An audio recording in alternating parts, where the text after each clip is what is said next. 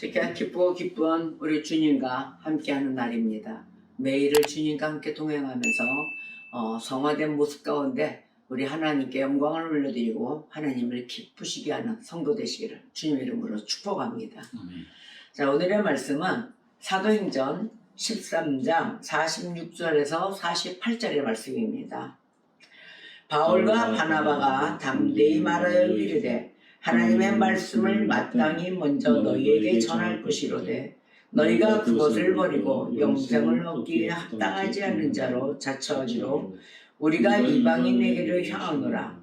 주께서 이같이 우리에게 명하시되 내가 너를 이방의 빛으로 삼아 너로 땅끝까지 구원하게 하리라 하셨느니라 하나 이방인들이 듣고 기뻐하여 하나님의 말씀을 찬송하며 영생을 주시기로 작정된 자는 다 믿더라. 아멘. 아멘.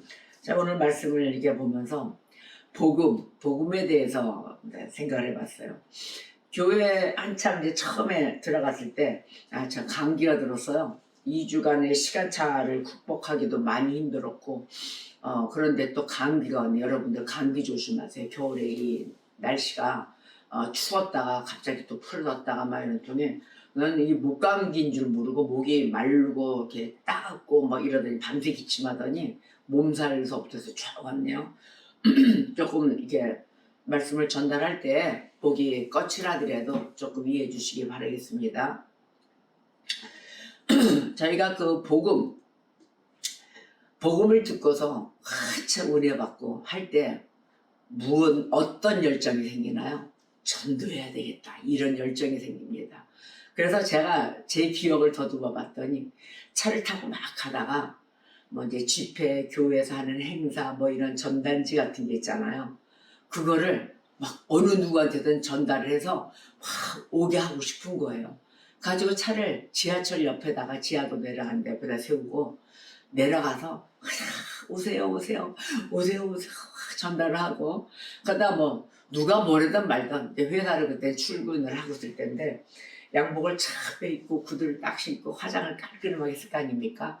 그럼 거기서 막 내리고 이제 막 전단지 주고 막 그러고 있던 추억이 또 떠오르는 거예요. 근데 전도를 할 때 전도가 잘 됩니까? 전도 잘 안 되죠.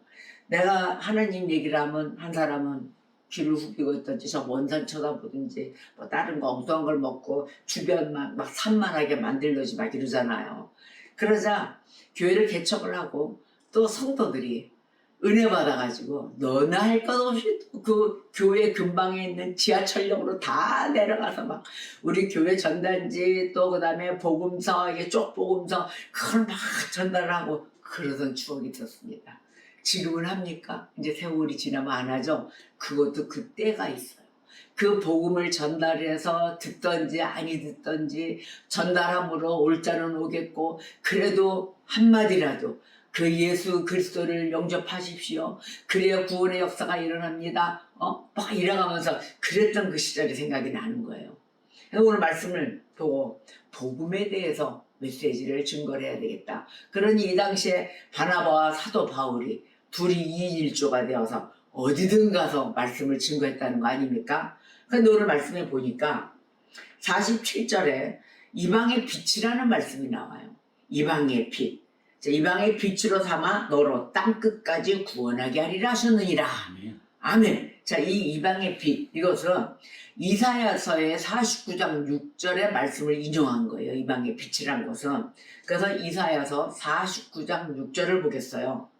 그가 이르시되 내가 나의 종이 되어 야곱의 지파들을 일으키며 이스라엘 중에 보존된 자를 돌아오게 할 것은 매우 쉬운 일이라. 내가 또 너를 이방의 빛으로 삼아 나의 구원을 베풀어서 땅 끝까지 이르게 하리라. 아멘. 이사야서 49장 6절에 이렇게 말씀을 했어요. 그래서 이사야의 이 말씀은 하나님께 참으로 순종하는 자 바로 예수님 한 분이십니다. 그 순종하는 종이신 예수님을 통하여 성취할 것이다. 이방의 빛으로서 이 얘기를 하신 거예요. 그래서 누가복음 2장 29절에서 32절에 보면 예수님이 탄생을 하죠. 이 말씀에 보면 아기 예수 정결 예식에 대한 말씀이 나와요. 29절 32절 시므온이 아기 예수 그 정결 예식 때 시므온이 그의 팔에 안긴 아기 예수님께 이 말을 적용시키면서 예수님을 뭐라 부르냐면 이방을 비추는 빛이라고 합니다. 이방을 비추는 빛이십니다. 누가복음 2장 29절에서 32절 말씀을 보겠습니다. 주제요, 이제는 말씀하신 대로 종을 평안히 도와주시는도다. 내 눈이 주의 구원을 보았사오니 이는 만민 앞에 예비하신 것이요 이방을 비추는 빛이요 주의 백성 이스라엘의 영광이니이다. 아니, 아멘. 이 빛은 그리스도로부터 종의 임무를 부탁받은 그의 사도들을 통해 온 민족에게 전해집니다. 이와 같이 주님의 복음을 받아들이고 함과 동시에 열정의 빛이, 그 주님의 이방의 빛이 내게 임하여 심부름하게 되는 거예요. 그래서 전단지를 뿌리고 복음 쪽방음을 보내고 예수 믿으세요. 또 전도하러 가고 또 어떤 그 상가나 어떤 매개체가 있다 그러면 거기에 괜히 접근하기 위해서 손님 인척도 하고 막 이러잖아요. 저도 그거 다 해봤어요. 손님 인척하고 물건도 사고 거래도 좀 해보고, 사실 그 물건 사는 게 중요한 게 아니에요. 이 사람과 어떻게 친근감을 가지며 예수 이야기를 서서히 접근을 할까, 이런 생각이 하는 거였죠. 그래서 이 아기 예수가 2장 40절에 보니까 누가복음, 아기가 자라며 강하여지고 지혜가 충만하여 하나님의 은혜가 그의 위에 있더라. 아멘. 그러고 이제 복음이 전파가 되기 시작을 한 것입니다. 자, 그러면 하나님의 율법에 의하면 우리 모두가 죄인임을 우리는 알 수 있어요. 그렇죠? 그런데 자신의 행위로는 도무지 의로워질 수 없다는 것을 우리는 알고 있습니다. 그런데 알고 있다고 하나 그거를 깊숙이 아주 뼈저리게 느낍니까? 또 진정으로 아는 그러한 그 자세로 돼 있습니까? 그러나 그렇게 진정으로 아는지는 모르는 경우가 더 많아요. 왜냐하면 그 죄책감, 그 양심의 찔림 이런 게 강탈을 이루어줘야 되는데, 그러한 것에 내가 죄를 지으면 나는 이상한 합리적인 그 모습으로 싹 감쌉니다. 나는 그 당시 때 그럴 수밖에 없었어 라는 것으로 감사하죠. 그래서 우리가 이러한 죄사함을 받고자 또한 의로워지고자 한다면은 우리가 그 방법을 알아야 되는데, 그 방법은 딱 하나 있습니다. 죄인들을 의롭게 하시는 그 하나님의 방법이 있는데, 그것은 오직 그리스도 안에서 발견됩니다. 그리스도 밖에서는 발견될 수가 없어요. 안 보여요. 근데 오직 우리가 그리스도 안으로 스며들어야만이 나의 모든 죄성, 그러한 또 이거를 치유받고 고침받고 죄사함받고 다시 우리가 다시 태어남으로 인하여 중생되어 살아갈 수 있는 그러한 방법과 생활의 새 삶으로 접어든다는 것입니다. 갈라디아서 2장 16절에 사람이 의롭게 되는 것은 율법의 행위로 말미암음이 아니요 오직 예수 그리스도를 믿음으로 말미암는 줄 알므로 우리도 그리스도 예수를 믿나니 이는 우리가 율법의 행위로서가 아니고 그리스도를 믿음으로써 의롭다함을 얻으려 함이라. 율법의 행위로서는 의롭다함을 얻을 육체가 없느니라. 아멘. 바로 이 의롭게 하는 믿음, 이 믿음은 내 자신에게 내가 나를 돌아다 봤을 때 의로움이 전혀 없다는 것을 철저히 인정해야 됩니다. 그게 의로운 믿음입니다. 의롭게 하는 믿음이에요. 그 모습 자체가 철저히 인정하고 오직 그리스도만이 나의 생명이요 나의 삶이라는 그러한 온전한 마음으로 바라보아야 되는 것입니다. 그리하여서 그 안에 그리스도 안에 안착하는 거예요. 그냥 착 달라붙는 거예요. 하나님 나 받아주세요. 내가 받아줄 자리 있고 거기 있고 있는데 꼭 들어가 앉을래요. 절대 떨어지면 안 되는 거예요. 그래서 우리가 그 표현을 할 때 뭐라고 표현해요? 껌딱지 이렇게 얘기하잖아요. 예수님 앞에 껌딱지로 있어야 된다. 의롭게 하는 믿음, 바로 이것은 오직 그리스도의 의로움만이 내 자신의 불의를 가릴 수 있는 그러한 믿음인 것을 우리가 알게 되는 것입니다. 또 믿게 되는 것이죠. 그래서 구원의 믿음, 이것을 구원의 믿음이라고 그래요. 구원의 믿음은 이렇게 이 예수 그리스도의 소중성을 깨닫고 삶 속에서 나타나는 것입니다. 우리의 삶을 돌아다 보십시오. 삶 가운데 내가 예수 그리스도가 있는 그러한 사람 또는 예수 그리스도 안에서 살고 있는 사람의 삶의 증거, 행위를 나타내고 있는 것인가 우리가 그것을 기필코 깨달아야 될 것입니다. 내가 진정으로 예수 사람인가? 그랬을 때 나의 행위가 보여요 안 보여요? 내가 어떻게 예수님의 자식으로 그런 소리를 하고 내가 어떻게 그런 행동을 했지? 아마 이런 식의 양심의 찔림이 있다면 의롭게 믿는 믿음의 소유자인 줄 믿습니다. 자, 그리스도를 아는 그 탁월함 때문에 그리스도를 얻는 대신 대가가 있어요. 얻는 대신 모든 것을 잃는다 해도 그리스도를 붙잡는 것입니다. 여러분, 내가 그리스도를 대신 얻음으로 인하여 모든 물질이 다 없어졌다. 그럼 아까워해요? 안 아까워해요? 아까워해요. 내가 예전에는 이랬었는데, 예전에 이렇게 잘 나갔는데, 그때 당시에는 돈도 많고, 뭐 배고픈 줄도 모르고 막 그랬단 이런 소리들을 하죠. 저도 한참 주님 앞에 와가지고 싫었어요. 사업하는데 사업도 안 되고 또 할 수도 없는 상황으로 오고. 왜냐? 사업을 무조건 못하는 것이 아니라 그 안에 보이는 비리가 싫었어요. 그 비리가 불법, 또 나만 살고자 하는 그런 남을 죽이고 내가 사는 이런 막 방법들이 보이는 거예요. 근데 하나님의 방법은 뭘까요? 다 같이 사는 거. 다 같이 나눠서 살아가는 이런 세상 아닙니까? 근데 예수님을 영접을 하고 하나님의 율법과 그 모든 것을 하나하나씩 접하면서 보니까 살아왔던 그 방법이 잘못됐다는 것을 깨닫기 시작을 하는 거예요. 그 왜 그랬는가 봤더니 어느새 저도 모르게 그리스도 안에서 살아가고 있었던 모습이었던 것 같습니다. 그러다 보니까 이제는 그 모든 것을 나의 주변에 있는 액세서리고 뭐고 다 잃는다 해도 예수 그리스도만큼은 놓치기 싫은 거예요.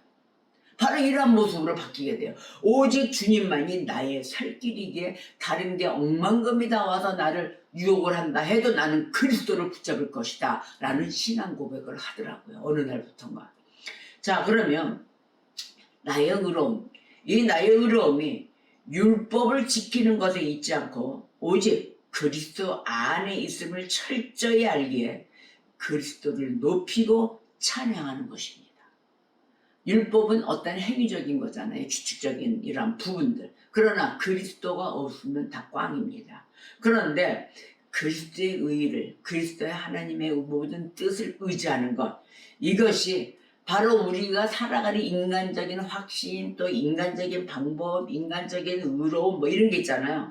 그것을 얻는 방법들을 포기하고 오직 하나님의 방법을 의지하는 것을 말하는 것이에요. 그래서 우리가 이렇게 살아가고 있느냐? 근데 구원의 믿음의 확신을 가진 자는 이렇게 살아간다는 것입니다. 구원의 믿음의 확신을 가진 자, 그 자는 상당히 겸손할 뿐만 아니라 오직 은혜와 그리스도를 의지하는 것으로 충만한 삶을 살아갑니다. 자, 그러면 진정한 믿음, 바로 그 믿음은 그 심령을 깨끗하게 해줘요. 또 그럴 뿐만 아니라 그리스도를 의지하는 것으로 충만해요. 그 다음에 이 세상을 극복해 나갑니다.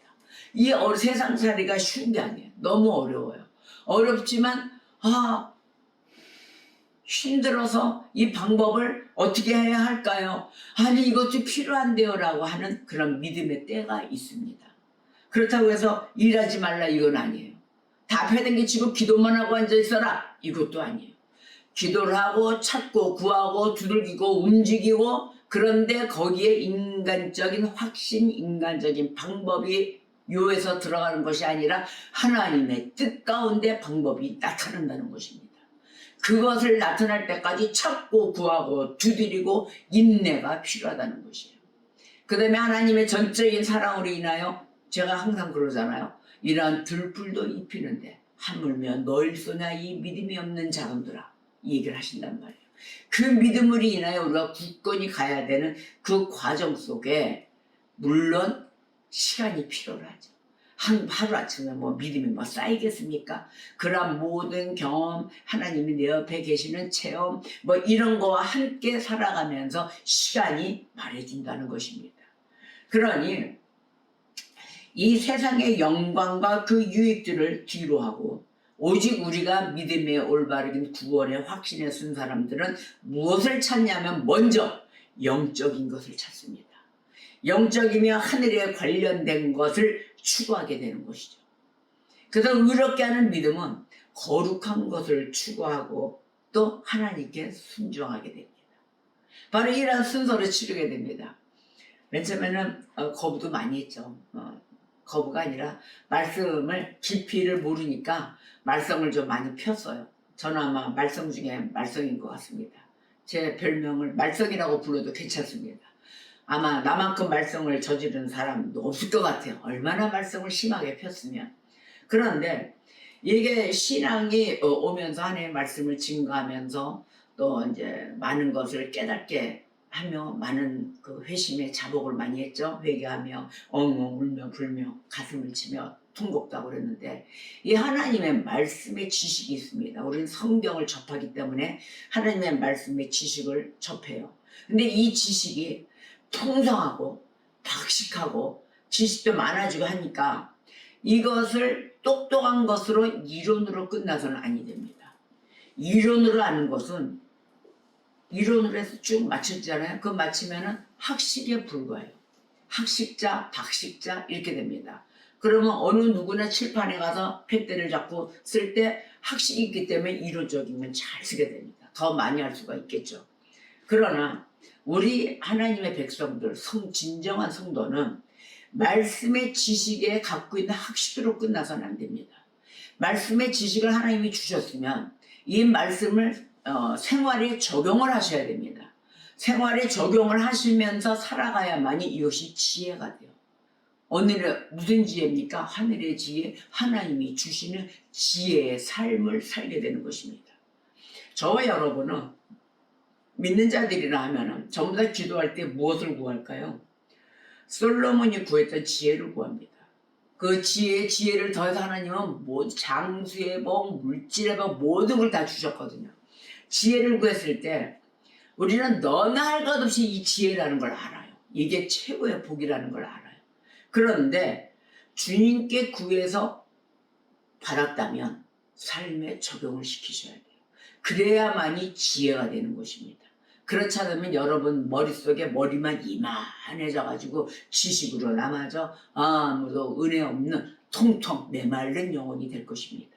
그러기에 저와 여러분에게 또한 당부하는 것은 우리의 말씀의 지식을 생활에 적용하여 우리가 지혜의 삶을 살기를 주님의 이름으로 축원합니다. 자, 그러면 복음 메시지 이렇게 전화 증거하고 다니는 이 복음 메시지는 하나님이 그 구원하기로 예정하신 모든 영혼을 회심시키는 하나님의 주요 수단입니다. 회심시키고 회개시키고 하나님 품으로 돌아오게 만들고 선택받은 백성 뭐 이렇게 다 돌아오게 만들어요. 그런데 오늘의 본문 말씀 사도행전 13장 48절에 이방인들이 듣고 기뻐하여 하나님의 말씀을 찬송하며 영생을 주시기로 작정한 자는 다 믿더라. 아멘. 자, 이 성경은 복음을 가르치고 있습니다. 그래서 모든 믿는 자에게 구원을 주시는 하나님의 능력이라고 부릅니다. 이 구원받아야 되지 않겠습니까?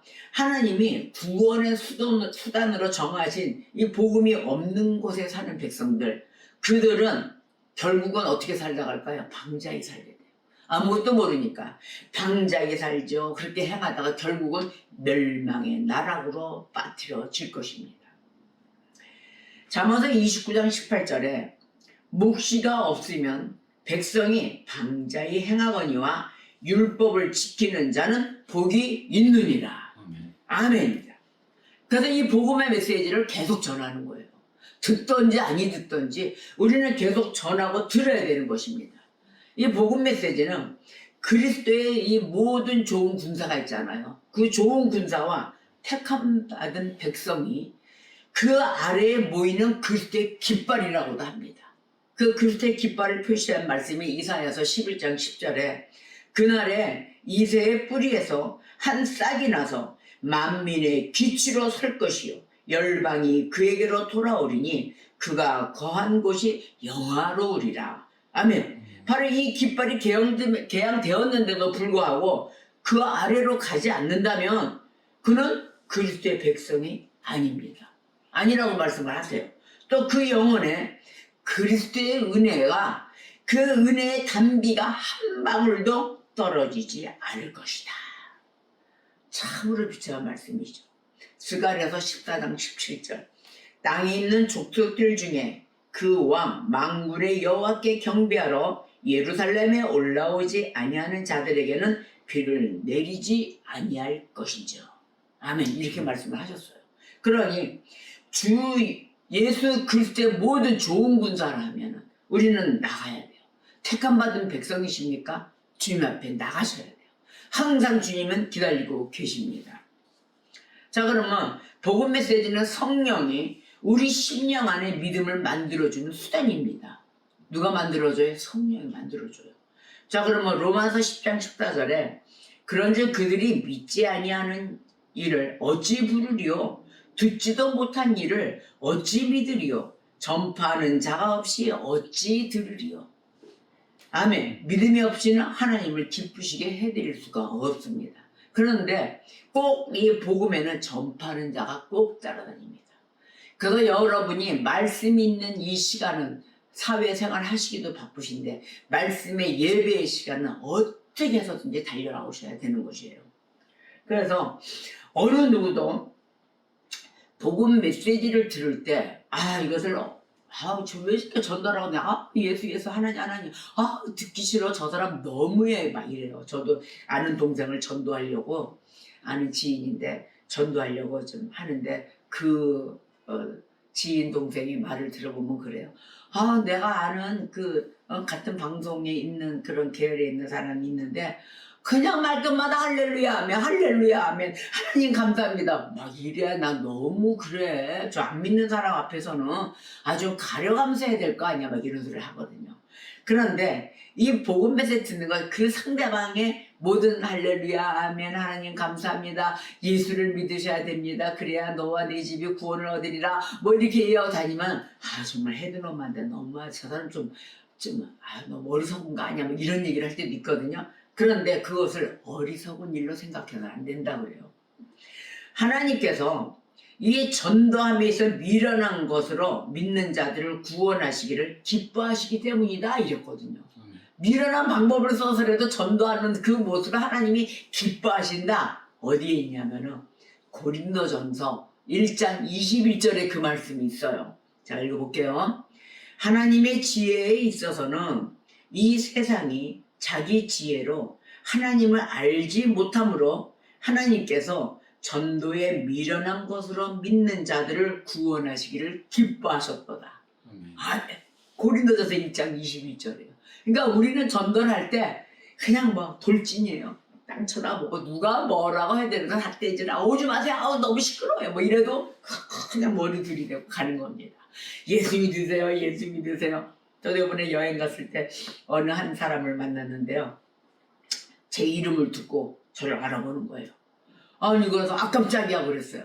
그랬더니 한 수십 년 전에 저희 집에 놀러를 와가지고 고스톱을 쳤답니다. 그래서 제가 그때 당시에는 고스톱을 잘 쳤어요. 그랬더니 거기 여행 가서 고스톱 멤버를 만날 줄이야. 깜짝 놀랐죠. 그러더니 어머 지금은 교회 관련된 일을 하신다면서요. 네 목사입니다. 너무 좋아요. 너무 좋아요. 지금 해서 너무도 좋습니다. 그러더니 손 한 번만 잡게 해주세요 그러시는 거예요. 그래서 내가 손을 이렇게 냈어요. 이 손 그 고스톱에 날렵한 손 이러시길래 제가 얼굴을 그 사람은 잘 살아야 되겠구나 싶어서요. 누구한테 피해를 주지 않고 정말이지 나 부끄러운 그 행동을 해서는 아니 되겠구나를 제가 느꼈습니다. 그런데 제가 그분한테 이런 얘기를 했어요. 보니까 예수를 믿지 않는 그런 것 같더라고요. 뭐 하는 얘기가 없으니까. 그래서 제가 그 얘기를 했죠. 예수 믿으세요 그랬죠. 옛날에는 그런 모습이었지만 우리가 고스톱 치고 술도 마시고 이런 생활을 했지만은 지금 예수 믿으세요. 제가 그런 얘기를 하니까 삐죽삐죽 하더니 해외까지 와서 그런 얘기를 하니까 삐죽삐죽 하는 거예요. 그러더니 나중에 갈 때 그런 얘기를 하시는 거예요. 하늘나라에서 만나요. 응? 하늘나라에서 만나요 그러더라고요. 그래서 내가 가슴이 뭉클했어요. 눈물 나더라고요. 하늘나라가 어떠한 나라인가를 알고 계실까? 어디서 만나는가? 우리의 종착역이 어딘가? 예수를 믿어야 그 만나는 종착역이 정확할 텐데 그냥 알고 얘기하는 걸까? 그래서 많은 그 시비가 교차가 난감하며 왔다 갔다 했습니다. 자, 이렇게 이 복음 메시지는 중요합니다. 만일 이스라엘 백성이 이 복음 메시지를 듣지 못했다면 이들은 절대로 대성통곡하지 않았을 것입니다. 통곡을 하며 자복하며 완전히 베옷을 찢는 그런 회개가 일어났을까요? 그러지 않았을 것입니다. 사사기 2장 1절에서 5절 말씀을 보겠습니다. 여호와의 사자가 복임이 나타난 사건이에요. 길갈에서부터 복임으로 올라와 말하되 내가 너희를 애굽에서 올라오게 하여 내가 너희의 조상들에게 맹세한 땅으로 들어가게 하였으며 또 내가 이르기를 내가 너희와 함께한 언약을 영원히 어기지 아니하리니 너희는 이 땅의 주민과 언약을 맺지 말며 그들의 제단들을 헐라하였거늘 너희가 내 목소리를 듣지 아니하였으니 어찌하여 그리하였느냐? 그러므로 내가 또 말하기를 내가 그들을 너희 앞에서 쫓아내지 아니하리니 그들이 너희 옆구리에 가시가 될 것이며 그들의 신들이 너희에게 올무가 되리라 하였노라. 여호와의 사자가 이스라엘 모든 자손에게 이 말씀을 이르매 백성이 소리를 높여 운지라. 그러므로 그것을 이름하여 복임이라 하고 그들이 거기서 여호와께 제사를 드렸더라. 아멘. 바로 이 여호와의 사자가 말씀을 증거함으로 이스라엘 모든 자손에게 이 말씀이 이르게 되므로 백성이 그때서야 깨우치고 소리 높여 울었다는 거 아닙니까? 통곡을 했습니다. 여러분의 귀를 닫혀놓고 있다면 복음의 소리는 언제든지 들어야 되는데 듣지 않는다면 이러한 깨우침조차도 없다는 것이에요. 무슨 메시지에 어떤 메시지에 복음의 메시지가 들어갔을 때 그 귀한 시간을 놓치지 마십시오. 이렇게 해야만이 그곳에서 여호와 하나님이 우리가 언제 어느 때 도둑같이 임하시는 그 하나님을 언제 만나겠습니까? 항상 준비되어 있는 자가 되어야 될 것입니다.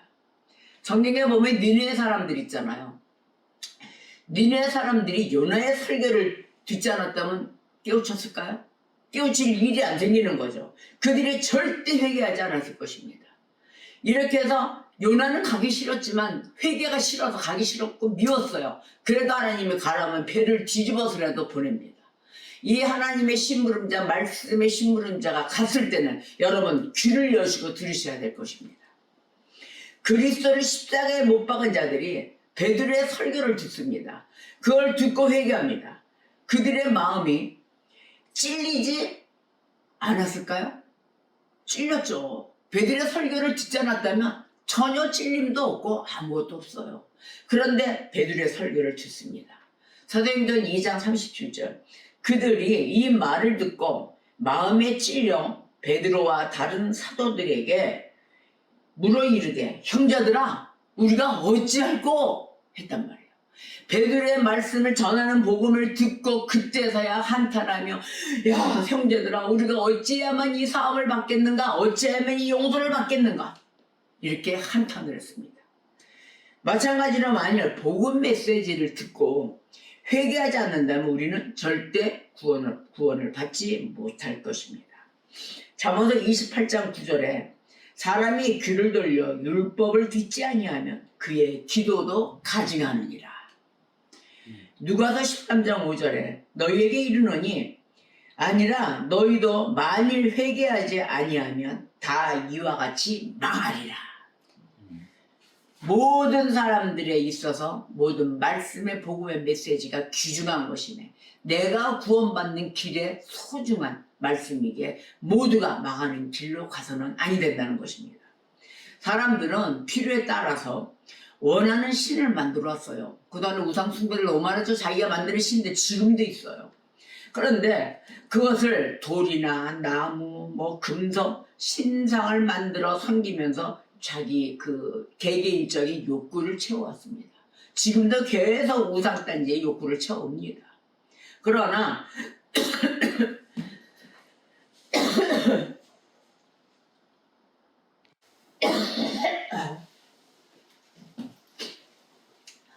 죄송합니다. 자, 그러나 그렇게 손으로 만든 신들이 무슨 능력이 있겠느냐라고 일깨워줍니다. 무슨 능력이 있겠습니까? 낭조가, 돌조가. 자, 시편 115편 4절에서 8절 말씀을 보겠어요. 그들의 우상들은 은과 금이요 사람이 손으로 만든 것이라. 입이 있어도 말하지 못하며 눈이 있어도 보지 못하며 귀가 있어도 듣지 못하며 코가 있어도 냄새 맡지 못하며 손이 있어도 만지지 못하며 발이 있어도 걷지 못하며 목구멍이 있어도 작은 소리조차 내지 못하느니라. 우상들을 만드는 자들과 그것을 의지하는 자들이 다 그와 같으리로다. 아멘. 자, 우상은 이렇게 아무것도 할 수가 없어요. 만든 돌덩어리가 무엇을 하겠습니까? 그런데 이 우상은 무익한 것이라고 말한 성경의 구절이 있습니다. 이사야서 44장 9절에서 20절까지의 말씀을 여러분은 체크해서 한번 읽어보십시오. 우상에 대한 상세하게 말씀이 나와 있어요. 그래서 이사야서 44장 18절 말씀만 저는 한 구절만 하겠습니다. 그들이 알지도 못하고 깨닫지도 못함은 그들의 눈이 가려서 보지 못하며 그들의 마음이 어두워져서 깨닫지 못함이니라. 모든 복음의 메시지를 차단하고 듣지를 않게 모든 것이 어두워지는 것이에요. 그렇기 때문에 알지도 못하고 깨닫지도 못하고 어둠의 길에서 헤어나오지도 못한다는 것이에요. 그래서 고린도전서 15장 34절에 깨어 의를 행하고 죄를 짓지 말라. 하나님을 알지 못하는 자가 있기로 내가 너희를 부끄럽게 하기 위하여 말하노라. 바로 이 복음의 메시지를 전달하는 것입니다. 선택받은 백성의 특징은 죄를 미워하고 죄와 싸웁니다. 그리고 하나님에 대하여 또 하나님의 의에 대하여 살아갑니다. 여러분, 이게 선택받은 백성의 행동이에요. 세상에 대하여서는 죽죠. 그리고 의와 거룩을 추구합니다. 오직 그곳에 추구하며 살아가기를 원하며 또 보여지기를 원합니다. 자신을 하나님께 드리는 데 있어서 1분 1초도 놓치질 않아요. 그냥 달려갑니다. 열의를 다하죠. 모든 생의 삶을 다 바치죠. 우리는 이 성화의 특징들로 자신을 확인하고 모든 신앙에 있어서 점검하는 자들이 되어야 되겠습니다. 열왕기상 8장 60절에 여호와께서만 하나님이시다 그랬어요. 그 외에는 없도다. 오직 여호와 하느냐 한 분뿐이시다. 고린도전서 8장 5절에서 6절 비록 하늘에나 땅에나 신이라 불리는 자가 있어 많은 신과 많은 주가 있으나 그러나 우리에게는 한 하나님이 계신다. 아멘. 이사야서 44장 6절 나는 처음이요 나는 마지막이라 나 외에 다른 신이 없느니라. 아멘. 여러분, 복음 메시지에 철저히 귀를 기울이는 자들이 되시고 또한 전달하는 자들은 증가하는 데 있어 가차없이 듣든지 아니 듣든지 전달하며 우리가 지금 이 어려운 시기입니다. 전도되기 힘듭니다. 시간이 갈수록 더하죠. 말씀은 흥황하지만 모두 그냥 지식의 학식으로 끝나버리면 아니 되겠습니다. 이 말씀의 지식을 우리가 삶에 적용하여 지혜로 하늘에 하나님께서 주시는 그 지혜의 삶으로 살아가시기를 주님의 이름으로 축복합니다. 기도하시겠습니다.